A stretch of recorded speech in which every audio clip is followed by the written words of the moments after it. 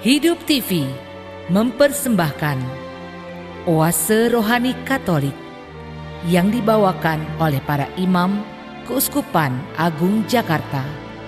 Selamat menyaksikan. Halo, salam jumpa sahabat Oase Rohani Katolik yang terkasih. Apa kabarnya Anda semua hari ini? Semoga kita semua dalam keadaan baik dan penuh dengan sukacita. Senang sekali hari ini saya Felicia Lili Teja dapat menemani Anda semua dalam acara Oase Rohani Katolik. Dan pada kesempatan kali ini di studio telah hadir Romo Simon Petrus Lili Cahyadi yang biasa kita sapa dengan Romo Simon. Halo Romo, apa kabarnya Romo hari ini? Halo Lili, terima kasih, kabar baik. Penuh semangat dan sukacita ya Romo? Ya, syukur ya. Baiklah sahabat Oase Rohani Katolik yang terkasih, sebelum kita memulai acara Oase Rohani Katolik hari ini, marilah kita mengawalinya dengan doa pembuka bersama Romo Simon. Para pemirsa, mari kita bersatu hati dalam doa pembuka awal pertemuan ini. Dalam nama Bapa dan Putra dan Roh Kudus, amin. Allah Bapa yang Maha Baik, kami berterima kasih kepadamu atas hari baru yang kau berikan kepada kami. Ini adalah hari yang kau berikan kepada kami untuk kami isi dengan segala macam penuntasan tugas, kewajiban yang kau kehendaki, bukan saja untuk kepentingan kami, tetapi juga untuk kepentingan banyak orang. Kami mohon agar Engkau melalui pertemuan ini memberikan kepada kami inspirasi rohani untuk menjalani hari ini dalam terang sabda-Mu. Ini semua kami mohon dengan pengantaran Yesus Kristus, Tuhan dan Juru Selamat kami. Amin. Dalam nama Bapa dan Putra dan Roh Kudus. Amin. Sahabat Oase Rohani Katolik yang terkasih, Gereja Katolik hari ini memperingati peringatan wajib Santo Dominikus, pendiri Ordo Pengkhotbah Imam. Sahabat Oase Rohani Katolik yang terkasih, marilah sekarang kita menyiapkan hati untuk mendengarkan bacaan liturgi hari ini. Bacaan diambil dari kitab Yeremia bab 31 ayat 1 sampai 7. Tuhan bersabda, "Aku akan menjadi Allah segenap kaum keluarga Israel, dan mereka akan menjadi umatku. Mereka mendapat kasih karunia di padang gurun, yaitu bangsa yang terluput dari pedang. Israel berjalan mencari istirahat bagi dirinya, dan dari jauh Tuhan menampakkan diri kepadanya. Aku mengasihi engkau dengan kasih yang abadi, sebab itu aku melanjutkan kasih setiaku kepadamu. Aku akan membangun engkau kembali, sehingga engkau pulih, hai anak kedara Israel. Engkau akan menghiasi dirimu lagi dengan rebana, dan akan tampil dalam tarian sukaria. Engkau akan membuat kebun anggur lagi di gunung-gunung Samaria, dan orang-orang yang membuatnya akan memetik hasilnya pula. Sungguh, akan datang darinya para penjaga akan berseru di gunung Efraim, ayo, marilah kita naik ke Sion menghadap Tuhan Allah kita. Sebab beginilah sabda Tuhan, bersorak-sorailah bagi Yakub dengan sukacita, bersukarialah atas pemimpin para bangsa. Kabarkanlah, pujilah dan katakanlah, Tuhan telah menyelamatkan umatnya, yakni sisa-sisa Israel." Demikianlah sabda Tuhan. Syukur kepada Allah. Sahabat Oase Rohani Katolik yang terkasih, marilah sekarang kita menanggapi bacaan yang telah kita dengar dengan mazmur tanggapan. Tuhanlah menjaga kita seperti gembala menjaga kawanannya. Tuhan menjaga kita seperti gembala menjaga kawanannya. Dengarlah firman Tuhan, hai bangsa-bangsa, dan beritahukanlah di tanah-tanah pesisir yang jauh. Katakanlah, Dia yang telah menyerahkan Israel akan menghimpunnya kembali. Tuhan menjaga kita seperti gembala menjaga kawanannya. Sebab Tuhan telah membebaskan Yakub, telah menebusnya dari tangan orang yang lebih kuat daripadanya. Mereka akan datang bersorak-sorai di atas bukit Sion. Muka mereka akan berseri-seri karena kebajikan Tuhan. Tuhanlah menjaga kita seperti gembala menjaga kawanannya. Pada waktu itu, anak-anak darah akan bersukaria, menari beramai-ramai. Orang muda dan orang-orang tua akan bergembira. Aku akan mengubah perkabungan mereka menjadi kegirangan, akan menghibur dan menyukakan mereka sesudah kedukaan. Tuhan menjaga kita seperti gembala menjaga kawanannya. Sahabat Oase Rohani Katolik yang terkasih, marilah sekarang kita menyiapkan hati untuk mendengarkan bacaan Injil hari ini. Bacaan diambil dari Injil Yesus Kristus menurut Matius, bab 15 ayat 21 sampai 28. Haleluya, haleluya, haleluya. Haleluya, haleluya,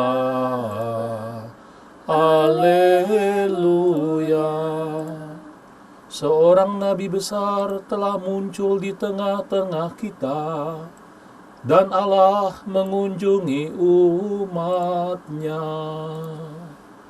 Haleluya, haleluya,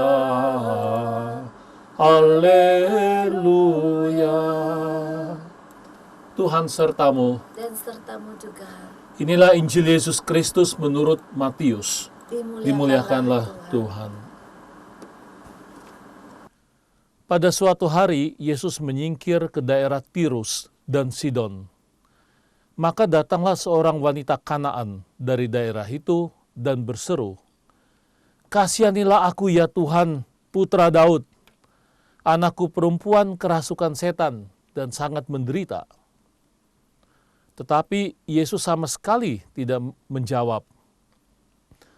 Lalu para murid Yesus datang dan meminta kepada Yesus, "Suruhlah wanita itu pergi, sebab ia mengikuti kita sambil berteriak-teriak." Jawab Yesus, "Aku diutus hanya kepada domba-domba umat Israel yang hilang." Tetapi wanita itu mendekat dan menyembah Yesus sambil berkata, "Tuhan, tolonglah aku." Yesus menjawab, "Tidak patut mengambil roti yang disediakan bagi anak-anak dan melemparkannya kepada anjing." Kata wanita itu, "Benar Tuhan, tetapi anjing-anjing pun makan remah-remah yang jatuh dari meja tuannya." Bersabdalah Yesus kepadanya, "Hai ibu, sungguh besar imanmu. Terjadilah bagimu seperti yang kau kehendaki." Dan seketika itu juga anaknya sembuh. Demikianlah Injil Tuhan. Terpujilah Kristus. Sahabat Oase Rohani Katolik yang terkasih, baru saja Anda mendengarkan bacaan Injil untuk hari ini. Romo Simon, kiranya kabar sukacita atau inspirasi apa yang dapat disampaikan pada hari ini, Romo? Iya Lili, saya melihat dan sangat terkesan dengan hubungan antara bacaan pertama dengan bacaan Injil. Ya. Bacaan pertama itu kan menceritakan tentang dari kitab Nabi Yeremia tentang rencana Tuhan untuk menggabungkan semua bangsa. Dalam hal ini bangsa Israel yang terpecah-pecah itu. Karena konteksnya waktu itu bangsa Israel terpecah antara kerajaan utara dan kerajaan selatan. Dan Tuhan sendiri akhirnya akan mempersatukan itu menjadi tokoh pendamai. Semuanya akan dipersatukan oleh Tuhan dan mereka akan menjadi satu umat dengan satu gembala, satu bimbingan. Tuhan sendiri yang akan memberikan itu. Nah, ada cita-cita kalau Israel bersatu, tidak terpecah lagi. Dari mereka ini kemudian bangsa-bangsa lain akan mendapat terang keselamatan juga. Jadi ini gambaran sebenarnya bagaimana Allah mau mempersatukan bangsa yang terpecah-pecah itu menjadi kesatuan yang hidup di bawah hukum Tuhan, sesuai dengan kehendak Tuhan. Tuhan sendiri akan mendampingi dengan setia dan tidak akan melupakannya untuk mendampingi mereka dalam segala perjuangan lewat macam-macam peristiwa. Lalu dari mereka itu kemudian akan mengalir ya seperti air keselamatan kepada bangsa lain, atau kalau dalam lambang dari cahaya ya, dia menjadi cahaya bagi para bangsa. Itulah gambaran dari bacaan pertama, bagaimana Israel nanti menjadi terang bagi para bangsa. Nah, ini bacaan pertama. Maka nyambung dengan bacaan kedua. Dengan bacaan Injil maksud saya. Dalam bacaan Injil kan dikisahkan bagaimana Yesus masuk ke daerah orang kafir. Dikatakan di sini masuk di daerah Tirus dan Sidon. Ini daerah yang sudah di luar daerah Israel. Ya. Jadi Israel ini pasti sudah zaman Yesus sudah menjadi satu kesatuan bangsa. Nah, sekarang bagaimana hubungan Israel dengan bangsa-bangsa lain? Pada zaman itu biasanya orang-orang Israel merasa mereka sangat terpilih dan bangsa-bangsa lain dianggap ya sebagai bangsa kafir ya, yang dianggap tidak mengenal Tuhan yang benar, tidak mempunyai iman sebagaimana iman orang Israel. Nah, ini daerah Tirus dan Sidon itu daerah orang-orang kafir sebenarnya, orang-orang yang tidak menurut orang Israel tidak punya kepercayaan yang sama seperti mereka kepada Yahweh yang mendampingi mereka sebagai bangsa terpilih. Nah, menariknya di sini pada waktu Yesus masuk ke Kanaan itu ada seorang wanita Kanaan. Jadi wanita daerah kafir yang minta supaya Yesus menyembuhkan putrinya yang sedang sakit. Nah, ini menarik. Jadi ada orang dari daerah kafir yang pada waktu itu dianggap sebenarnya nggak punya kepercayaan kuat seperti orang Israel ya, dianggap lu sebenarnya nggak punya kepercayaan ya, nggak punya iman yang betul. Orang ini datang kepada Yesus dan minta supaya anaknya disembuhkan. Semula dikatakan Yesus tidak menanggapi, dia diam saja. Ya. Tetapi para muridnya yang protes, bukan Yesus. Ini yang menarik. Dia mengatakan, tolong jawab orang itu, karena orang itu teriak-teriak dan nggak nyaman. Ya. Jadi situasi menjadi nggak nyaman. Dan wanita itu bahkan mengatakan sekali lagi, Tuhan tolonglah aku.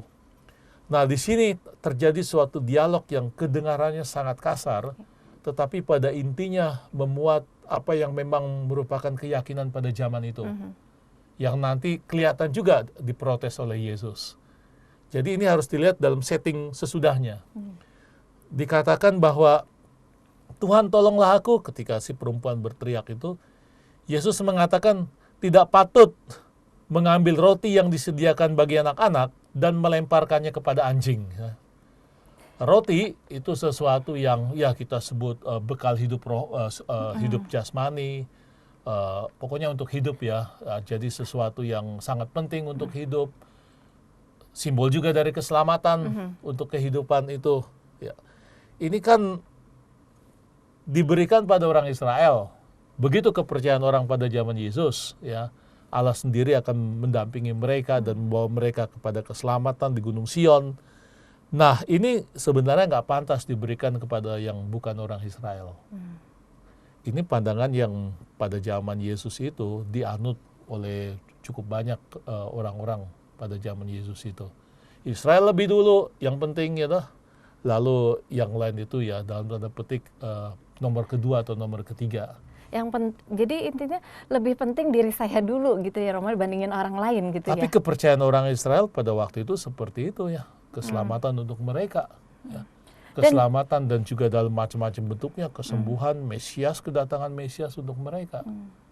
Jadi orang-orang yang bukan Israel, orang Kanaan di daerah Tirus dan Sidon itu tidak termasuk mereka. Ya. Keselamatan milik saya kan. Ya Romo, di sini juga terlihat Yesus itu menjawab dengan sangat kasar ya Romo ya. Ya, tapi pada zaman itu cukup ini sebenarnya masih terlalu tidak begitu keras. Kalau kita lihat misalnya juga ada ungkapan-ungkapan Yohanes pernah mengatakan kamu ular beludak. Ya. Jadi ada ular dan ada anjing. lebih ngeri lagi pakai ada babi ya. Jadi ada tingkatan-tingkatan masing-masing kan ya binatang-binatang itu. Tapi memang ini juga sebenarnya dalam bahasa sehari-hari ini bukan sesuatu yang ini memang bisa jadi ejekan, tetapi untuk pergaulan orang Israel itu sesuatu yang bukan tidak biasa, cukup biasa juga ngomong begitu. Juga di antara kita kadang-kadang juga terjadi kan pembicaraan itu gila lu atau seperti itu kan ya, atau brengsek lu seperti itu ya. Jadi saya sendiri tidak melihat ini sebagai sesuatu yang terlalu kasar, tapi ini suatu bahasa yang memang diungkapkan kepada para murid. Jadi dalam suatu pembicaraan yang tidak ditujukan sebenarnya kepada orang lain, ya, pada para murid sebagai suatu pembicaraan itu. Di lain pihak ini memang sepertinya juga sikap pada umumnya orang pada waktu itu, ya. Orang lain itu sebenarnya kan nomor 2 ya, kita yang utama, ya. Maka tadi saya katakan tidak cukup berhenti di sini. Harus kemudian dilihat teks berikutnya, bacaan berikutnya, kata-kata Yesus berikutnya, atau kisah berikutnya. Kisah berikutnya adalah si wanita itu sendiri kemudian memberikan jawaban yang sangat mengagumkan. Ya. Dia dengar memang, ya tidak pantas roti yang diberikan pada anak-anak itu diberikan kepada anjing. Ya. Tapi orang ini pintar ini. Si perempuan ini, dia mengatakan malah, betul Tuhan, tetapi anjing-anjing makan dari remah-remah yang jatuh ya. Betul. Ya, artinya dia masih percaya bahwa tetap dari anak-anak itu yang mendapat keselamatan itu, remah-remahnya bisa saya nikmati. Jadi meskipun tidak utuh, meskipun ya mungkin ya bukan yang pokok, tetapi saya percaya bahwa saya masih bisa mendapat makanan dari situ. Saya mendapat keselamatan dari situ. Ini yang luar biasa. Jadi di satu pihak ditanggapi juga sabda Yesus itu yang menurut bisa memuat, mencerminkan juga sikap orang Yahudi pada waktu itu.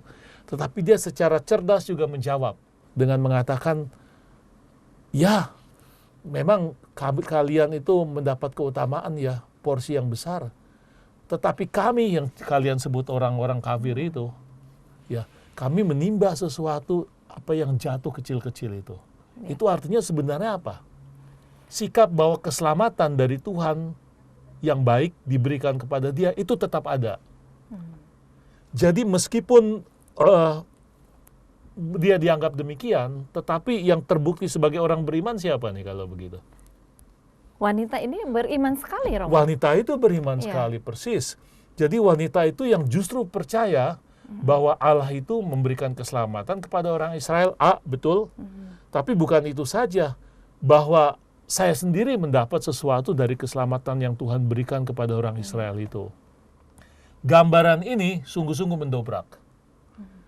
Ada yang mengatakan, seorang ahli kitab suci, sikap Yesus menjadi terbuka terhadap orang asing, justru ketika bertemu dengan orang Kanaan ini. Ya, mungkin dia punya gambaran sebagaimana orang situasi zamannya ya, mungkin punya gambaran seperti itu. Saya kan diutus hanya untuk orang-orang Israel, bukan untuk orang-orang yang bukan Israel ya. Mungkin pada zaman itu dia juga punya pikiran demikian. Tetapi pertemuan dengan perempuan Israel ini rupanya membuat turning point dalam pikirannya. Orang ini hebat. Jadi selama ini yang dikatakan orang Israel bahwa mereka hebat itu ternyata tidak betul hanya mereka, atau bahkan Yesus tahu juga bahwa mereka ditolak, Yesus ditolak akhirnya. Ini ada perempuan yang disebut orang kafir oleh bangsa saya, dia punya iman yang luar biasa, percaya kepada keselamatan dari Bapakku dan percaya pada keselamatan yang juga dari aku. Maka dari itu dia minta tolong disembuhkannya. Dan ini rupanya ada yang mengatakan ini turning point. Jadi Yesus sendiri kemudian berpikir, oh ini kalau gitu bangsa-bangsa lain itu juga hebat gitu ya. Mereka terbuka pada Allah, pada rencana Allah, Allah bisa bekerja lewat mereka. Dan kalau begitu saya juga harus terbuka untuk mereka. Bukan saja untuk orang Israel pertama-tama, tapi serentak orang Israel dan seluruh bangsa. Tadinya kan orang Israel dulu, lalu lewat Israel yang lain. Ya toh? Sekarang enggak. Israel dan serentak bangsa-bangsa lain ternyata dicintai oleh Tuhan. Ternyata mereka sungguh-sungguh orang beriman. Jadi sebenarnya ini saya katakan tadi, kritik juga terhadap cara pandang orang-orang zaman Yesus. Ya, kalau kamu merasa selama ini kamu beriman, kamu salah. Ya, kamu yang paling betul. Ini juga ada orang lain yang mempunyai iman yang sama dengan kamu, ya, yang juga dicintai oleh Tuhan dan mendapat keselamatan, penyembuhan dari putrinya itu, dari Tuhan sendiri. Ini sesuatu yang menurut saya luar biasa untuk hidup Yesus. Tapi juga menurut saya suatu kritik keras terhadap mereka yang menganggap diri, saya paling benar, saya dipilih oleh Tuhan, saya adalah yang paling hebat juga dalam iman. Enggak. Ada orang lain yang kamu anggap justru second, nomor 2, ya, giliran kedua, orang seperti ini punya sikap yang sama dengan kamu. Bahkan lebih percaya ketika diejek atau dengan kata-kata seperti itu, masih bisa menerima dan membalikannya dengan tepat. Bahwa kami juga sebenarnya mendapat keselamatan Tuhan. Jadi kata-kata itu tadi, yang anjing itu mesti dilihat dalam konteks kemudian cerita sesudahnya. Rupanya gambaran yang pada bagian awal ini gambaran umum orang Israel pada waktu itu, orang Yahudi terhadap bangsa lain, dikritik dan dibalikan oleh Yesus dengan mengatakan orang ini imannya besar katanya. Hai ibu, sungguh besar imanmu. Jadi kalau gitu kalian orang Israel, kalian selama ini menganggap kalian hebat, kalian selama ini percaya sama Tuhan, sebenarnya kalian membunuh nabi-nabi dan menolak saya. Ini ada orang yang tidak kalian anggap.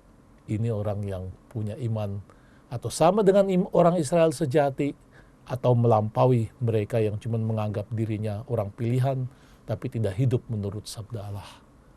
Kritik tajam ya? Sangat tajam sekali, Romo. Jadi di sini juga Yesus sepertinya seolah-olah diingatkan oleh wanita Kanaan itu ya, Romo ya, bahwa orang asing pun ingin diselamatkan dan dia mempunyai iman yang sangat besar gitu. Iya, memang gambaran pertama kan begini, Tuhan mengumpulkan orang Israel, orang Israel bangsa terpilih, bangsa terpanggil, lalu lewat Israel semua mendapat itu, mendapat keselamatan. Ya. Jadi yang pertama ini dulu, yang kedua baru kemudian, babak kedua. Pertemuan dengan perempuan ini mengatakan kebalikannya. Tidak, baik Israel maupun orang-orang non-Israel pada saat yang sama dicintai oleh Tuhan gitu. Jadi you tidak bisa berpikir eksklusif, seakan-akan saya nomor utama, kalian nomor urut kedua gitu ya, yang mendapat keselamatan dari Tuhan. Enggak, Tuhan mau supaya setiap orang selamat ya, baik orang Israel maupun orang non-Israel. Yang penting adalah punya sikap, punya kepercayaan bahwa Allah itu menjadi sumber dari keselamatan itu. Itu poinnya. Menurut saya ini sangat memperkaya pribadi Yesus juga sih memang ya. Romo, kita sebagai umat Allah tentunya juga ingin mempunyai iman yang sama besarnya seperti wanita Kanaan ini, Romo. Nah, dalam kehidupan kita sekarang ini, Romo, bagaimana supaya kita juga bisa mempunyai iman seperti wanita ini, Romo? Ya, ini pertama harus kita katakan bahwa iman sendiri adalah sesuatu yang proses ya, sifatnya. Berproses. Ya. Jadi itu bukan sesuatu yang sudah produk jadi. Iman terjadi lewat suatu pembicaraan, lewat suatu perjumpaan, lewat doa, ya, perjumpaan pribadi dengan Tuhan, tapi juga perjumpaan dengan sesama, kan. Lewat orang-orang yang punya inspirasi hidup, ya, orang yang bisa kita jadikan teladan, bisa jadi contoh. Saya kok melihat pertemuan Yesus dengan perempuan ini, itu juga mempengaruhi cara Yesus untuk kemudian menghayati misinya. Ya. Jadi kesimpulannya, bagaimana kalau gitu iman yang proses itu bisa kita perdalam? Ya. Menurut saya sikap batin yang terbuka terhadap siapapun juga yang punya sikap baik dan kehendak baik menjadi penting. Jadi bahwa saya tidak menganggap diri saya yang paling utama dan yang paling benar. Ini menurut saya yang harus kita singkirkan sikap pertama ini. Dari sikap pertama ini kalau sudah disingkirkan, kita punya keterbukaan bagi orang lain. Keterbukaan bagi orang lain, kita juga bisa mendengar suara Tuhan. Lewat perkataan mereka, lewat persoalan mereka, lewat situasi batin mereka. Ya. Jadi perjumpaan dengan Tuhan yang menguatkan iman saya terjadi baik dalam doa pribadi maupun dalam perjumpaan dengan sesama lain. Ya, orang lain yang mungkin saja tidak seiman dengan kita, tapi punya penghayatan yang orisinal yang bisa membuat saya kemudian juga merasa, oh dia baik itu, dia memperkaya saya. Setiap orang, setiap pribadi yang memperkaya saya dalam iman, itu berarti sebenarnya berjumpa dengan Tuhan untuk kita. Itu bagi saya penting, dengan demikian mempunyai sikap terbuka, tidak menganggap diri yang paling hebat, yang paling benar. Seperti kebanyakan orang Yahudi waktu itu. Ya, seperti tema Keuskupan Agung Jakarta tahun ini ya Romo, mengangkat tahun persatuan, kita bineka, kita Ya, Indonesia. Ya, jadi ini juga bisa mencerminkan seperti apa yang dikatakan dari kitab Yeremia ini ya Romo. Ya. Itu persis ya, kebinekaan kan itu suatu fakta. Kebinekaan suatu fakta ya. Lama sekali orang punya anggapan bahwa saya paling benar, lalu saya mewartakan seakan-akan Yesus yang kuhayati sebagai yang paling benar pada banyak orang yang tidak punya kepercayaan yang sama dengan saya. Tapi kita lupa bahwa sebenarnya bukan pertama-tama kita membawa Yesus pada orang lain atau pada bangsa lain yang bineka itu, tapi kita harus menjumpai Yesus, menemui Yesus di dalam kebinekaan itu. Jadi bukan merasa diri seakan-akan membawa Yesus pertama-tama pada orang-orang itu yang berbeda-beda. Tapi harus menemukan Yesus di dalam perbedaan-perbedaan itu. Ini dua pendekatan yang beda kan ya. Yang pertama merasa diri paling hebat, paling benar, yang bisa memberikan pada orang lain all the best yang kita miliki. Yang kedua enggak. Yang kedua bersama-sama berziarah, bersama-sama berbicara, bersama-sama bertemu, ngobrol ya. Sama-sama memberikan kesaksian tentang kebaikan dari masing-masing, tentang keutamaan dari masing-masing pihak, dan itu kemudian membentuk kedalaman dalam batin saya tentang penghayatan saya kepada Tuhan, sebagaimana kelihatan juga dalam penghayatan orang-orang lain kepada Tuhan. Perempuan Kanaan ini punya penghayatan yang dalam terhadap relasinya dengan Allah sebagai sumber penyelamat. Begitu. Jadi dalam kebinekaan menurut saya itu kita bisa menemukan juga Tuhan dan kehendaknya. Ya, semoga kita juga bisa mempunyai relasi dengan Allah yang sangat baik ya Romo ya. Semoga ya. Baiklah sahabat Oase Rohani Katolik yang terkasih, kita akan jeda sejenak untuk merenungkan apa yang telah disampaikan oleh Romo Simon. Kita akan jumpa kembali di sesi yang kedua dalam acara yang sama, Oase Rohani Katolik. Hidup TV mempersembahkan Oase Rohani Katolik yang dibawakan oleh para imam Keuskupan Agung Jakarta. Selamat menyaksikan. Halo sahabat Oase Rohani Katolik yang terkasih, jumpa kembali kita dalam acara Oase Rohani Katolik di sesi yang kedua. Anda masih ditemani oleh Romo Simon Petrus Lili Cahyadi dan saya Felicia Lili Teja. Bagi saudara-saudari yang terkasih, jika Anda mempunyai pertanyaan atau ingin sharing iman, Anda dapat mengirimkannya melalui SMS ke nomor 082210361555 atau dapat juga mengirimkannya melalui email ke alamat email kami di orkkaj@yahoo.com. Romo Simon, sebelum kita memulai acara Oase Rohani Katolik di sesi yang kedua ini, kiranya Romo berkenan untuk mengulang sedikit Romo apa yang telah disampaikan dari sesi yang pertama tadi, Romo. Ya, terima kasih Lili. Jadi dalam sesi yang pertama tadi kita melihat riwayat Israel dan juga perjumpaan Yesus dengan perempuan dari Kanaan itu secara inspiratif. Ya. Kita melihat bahwa Allah punya rencana memberikan keselamatan bagi semua bangsa, termasuk bangsa, terutama bangsa Israel. Ya, itu dalam bacaan pertama yang dipersatukan oleh Allah dan Allah akan mendampingi mereka dalam segala perkara. Gambaran ini nanti menjadi gambaran pada umumnya kepercayaan orang Yahudi bahwa Israel itu terpilih, bahwa mereka hebat.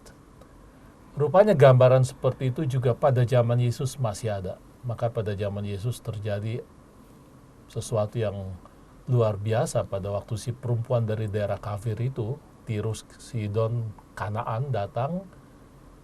Pertama-tama Yesus menolak itu karena mungkin punya pikiran sebagaimana pada waktu itu orang Israel, orang Yahudi. keselamatan pertama-tama untuk bangsa saya. Ya. Lalu kalian nanti nomor 2. Tapi rupanya dalam perjumpaan itu ada sesuatu yang mengubah juga cara pikir Yesus dan sekaligus membuat kritik terhadap cara pandang orang Yahudi waktu itu. Mereka yang dianggap sebagai bangsa kafir oleh orang-orang Yahudi pada zaman Yesus, ini orang kemudian bukan saja cerdas, tapi juga punya originalitas dalam iman. Ketika ya tidak pantas roti yang diberikan pada anak-anak kemudian diberikan pada anjing, gitu. Dia menjawab, Tuhan betul. Tetapi anjing itu makan dari remah-remah, kan. Jadi yang sudah remah-remah diyakini itu memberikan keselamatan juga pada perempuan Kanaan itu. Di sini sesuatu yang hebat yang dipuji oleh Yesus. Imanmu besar ya. Jadi kamu percaya kepada Allah meskipun situasi susah, meskipun ya situasinya mungkin bagi orang lain itu kamu nggak dianggap ya, tapi kamu punya iman yang orisinal, kamu punya iman yang terbuka pada Allah dan kehendaknya. Dan dalam arti itu kamu sebenarnya atau menyamai orang-orang Israel dalam beriman, tetapi juga kamu bisa jadi melampaui mereka yang hanya percaya bahwa saya terpilih, bahwa saya hebat, tetapi sebenarnya omong doang ya. Tidak punya keyakinan yang serius. Itu saya kira yang pertama ya. Jadi Allah menyelamatkan akhirnya bukan saja orang Israel, tapi serentak menyelamatkan orang-orang yang non-Israel yang dianggap pada zaman itu sebagai orang kafir. Itu yang pertama. Ya Romo, hari ini juga Gereja Katolik memperingati peringatan wajib Santo Dominikus ya Romo. Ya. Romo bisa menjelaskan siapa sih Santo Dominikus ini? Oh iya Lili, dia adalah seorang santo yang besar sekali dan punya peran penting di dalam sejarah gereja. Dominikus sebenarnya namanya Dominikus de Guzman. Dia lahir di daerah Spanyol ya sebagai anak orang kaya. Omnya itu adalah pastor ya, Dominikus. Lahir 1170.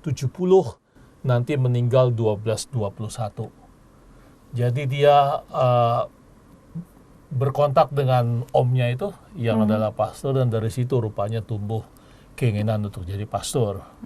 Lalu dia masuk seminari, dididik dan ditahbiskan menjadi imam dan bukan saja jadi imam tetapi juga terlibat juga sebagai dalam tanda petik ya pengurus keuskupan lah. Ya, jadi orang yang memang cerdas. Tetapi dia melihat situasi gereja waktu itu yang mengalami macam-macam tantangan, khususnya dari kaum bid'ah, kaum yang memberikan ajaran sesat, ya, yang intinya adalah Yesus itu miskin, kita itu miskin juga, maka dari itu kita mesti tidak menyukai kekayaan, tapi kan itu kan nggak seimbang. Ya. Jadi lalu Dominikus kemudian mengembangkan karismanya, kerasulannya, dan dia membantu gereja untuk menghadapi persoalan-persoalan pada zamannya. Di kemudian hari dia menghimpun teman-temannya yang sejiwa dan lalu nanti menjadi cikal bakal dari berdirinya Ordo Dominican atau yang disebut OP, Ordo Predicatorum, bahasa Latin. Berarti Ordo para pengkhotbah.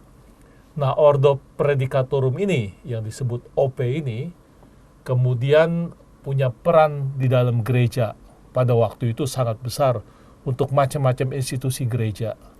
Ya, untuk peran dalam pengelolaan pendidikan dengan universitas, pengelolaan juga tenaga-tenaga gerejawi, ya, dan juga terutama untuk nanti perkembangan lebih lanjut menjadi misi ke sana kemari. Ya. Nah, lalu Romo, semangat atau dan teladan apa yang dapat kita teladani dari Santo Dominikus ini? Dominikus menurut saya punya dua keutamaan yang sangat relevan untuk hidup kita zaman sekarang, yaitu beliau menekankan pentingnya kita itu mengolah hidup rohani. Mengolah hidup rohani lewat pendalaman kitab suci, lewat doa, lewat membaca kitab suci, dan merenungkannya. Jadi penting bagi dia orang tidak hanya sibuk-sibuk dengan segala macam pekerjaan, mesti ada waktu di mana orang masuk ke dalam keheningan dan mengolah relasinya dengan Tuhan dalam doa dan juga dalam pembacaan kitab suci supaya mengerti.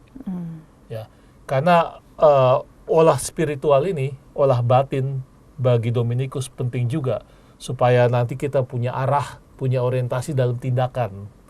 Kalau you tidak mengolah batinmu, lalu langsung bekerja, itu kan kadang-kadang kita diombang-ambingkan dengan segala macam apa yang kita hadapi dalam rutinitas harian.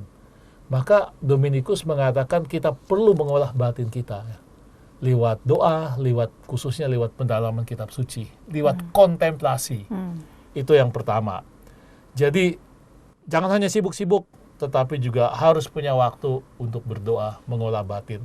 Karena kalau tidak ada pengolahan batin, tidak ada inspirasi hidup yang kamu peroleh dari kitab suci dari Tuhan sendiri, nanti akibatnya kerja juga kacau.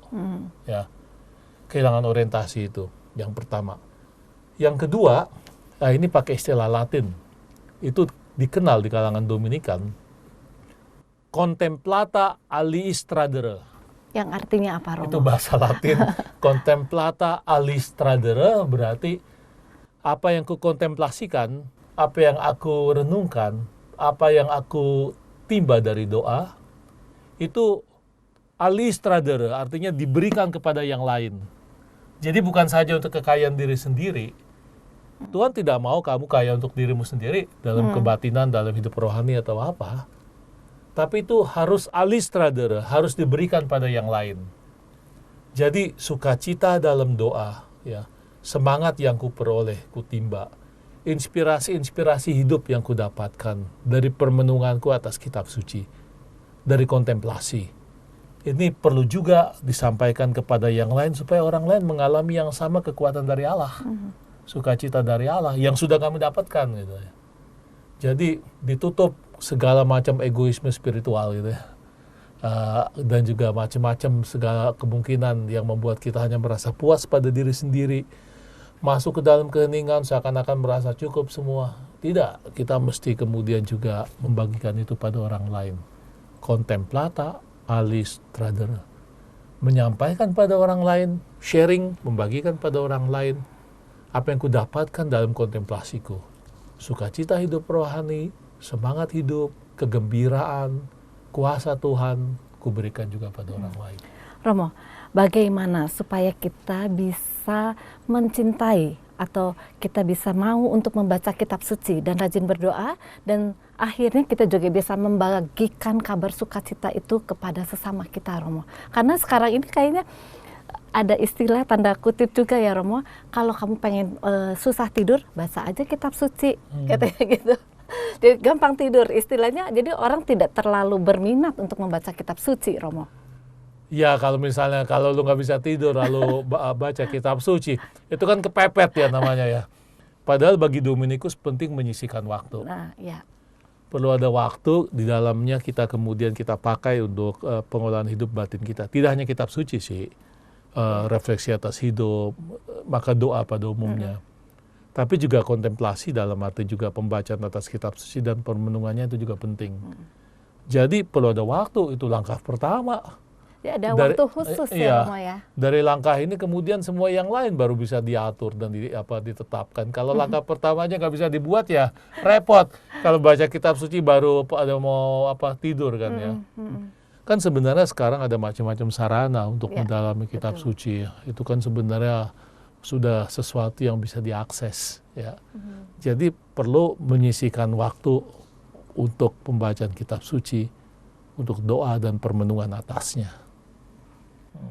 Nah, Romo, sekarang bagaimana hubungannya dari semangat Santo Dominikus ini dengan bacaan kita hari ini, Romo? Itu saya justru melihat di sini ada, kita menyebutnya penyelenggaraan ilahi lewat penyelenggaraan gereja yang mengatur bacaan-bacaan hari ini. Bacaan hari ini cocok juga dengan kisah dari Dominikus itu kan ya.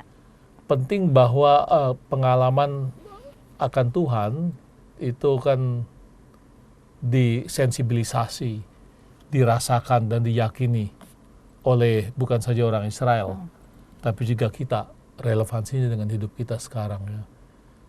Ada perasaan bangga, perasaan gembira bahwa Tuhan menyertai kita, bahwa kita ini menjadi orang Katolik. Ya. Kebanggaan itu, kegembiraan, sukacita itu tidak malah membuat kita sombong.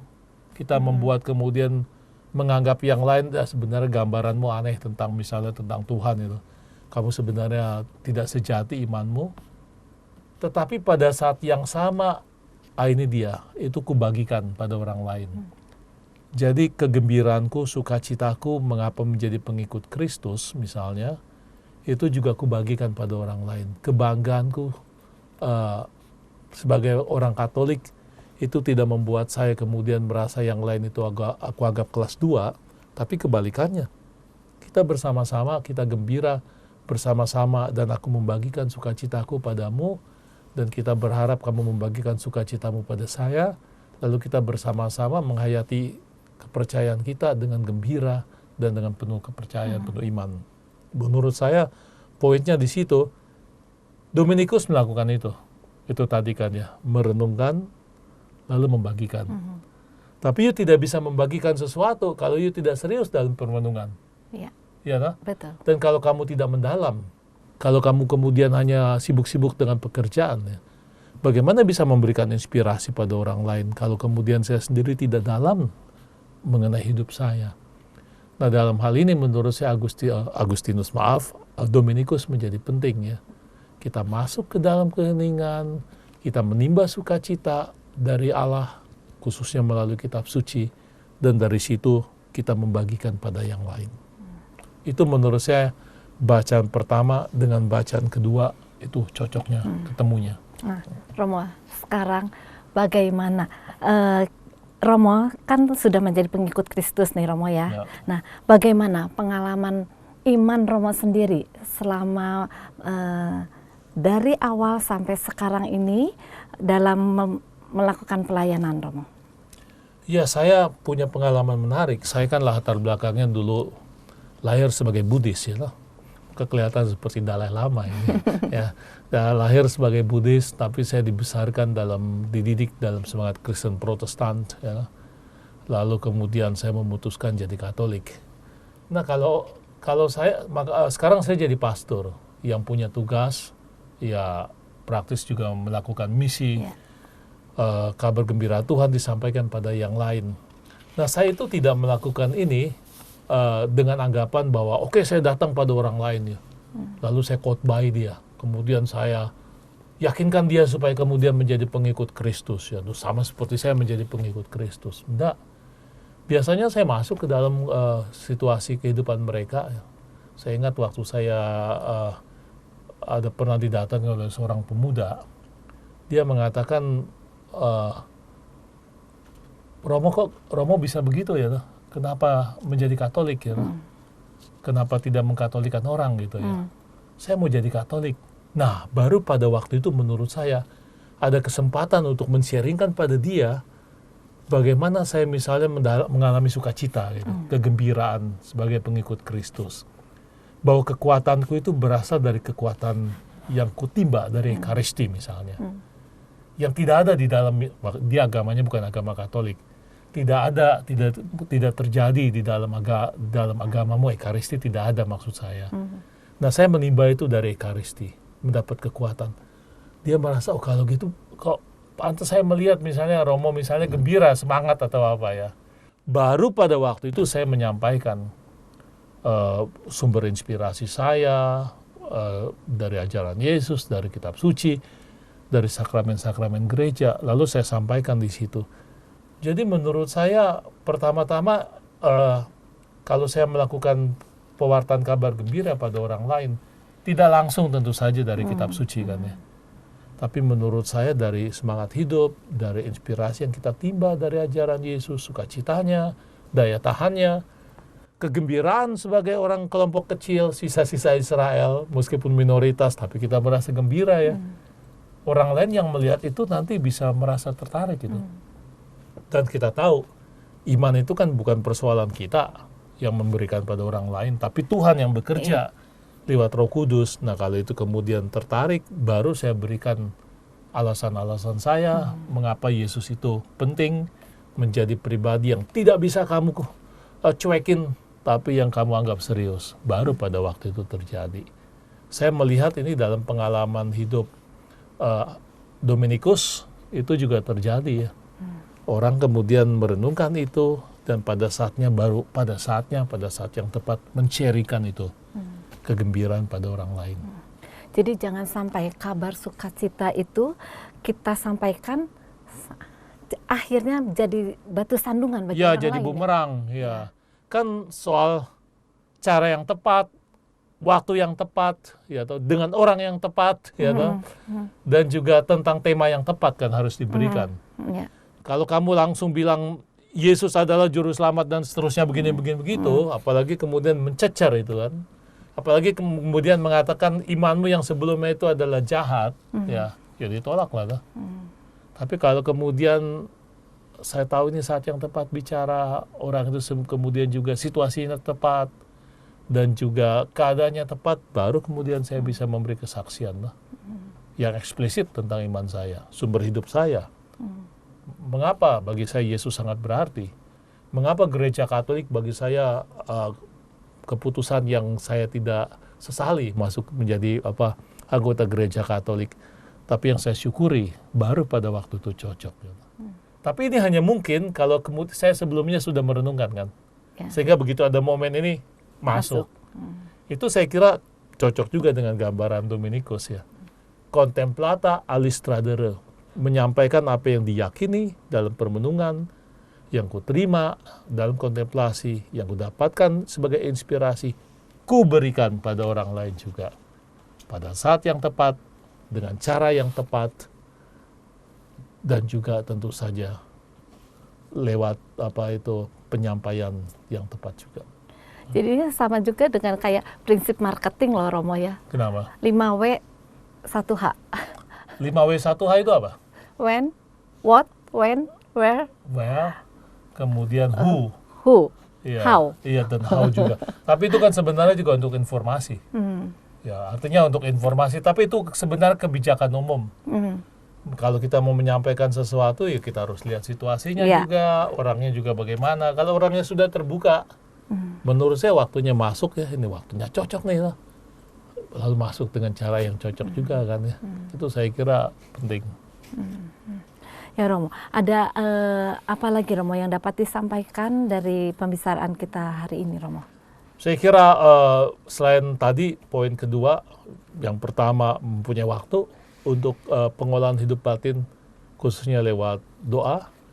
Yang kedua, berani men-sharingkan sukacita kita pada orang lain ya. Jadi tidak di-keep untuk diri sendiri.